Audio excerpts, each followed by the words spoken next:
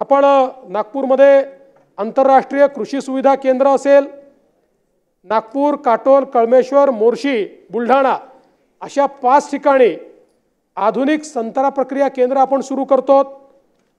अकोल्यामध्ये पशुवैद्यकीय महाविद्यालय आपण त्या ठिकाणी सुरू करतो। आणि हे सगळं करत असताना वेगवेगळ्या प्रकारच्या ज्या काही घोषणा आपण केल्या होत्या, विदर्भामध्ये अमरावती, भंडारा, गडचिरोली, वर्धा आणि बुलढाणा अशा 5 ठिकाणी शासकीय वैद्यकीय महाविद्यालयाची घोषणा आपण केली होती। जयंतराव ती आपण अंमलात आणली, अनेक ठिकाणी सुरू झालं। म्हणजे मागचं वर्ष असं होतं की 9 मेडिकल कॉलेजेसमध्ये 900 जागा ॲडिशनल महाराष्ट्रामध्ये आपण त्या ठिकाणी भरल्या, त्याची ॲडमिशन सुरू केली। म्हणजे आपल्या मुलांना सरकारी कोट्यामध्ये 900 जागा ॲडिशनल या आपण त्या ठिकाणी दिल्या।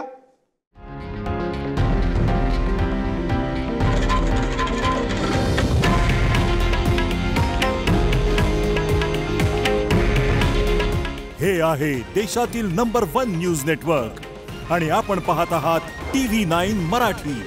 काळजी तुमची, हित महाराष्ट्राचं।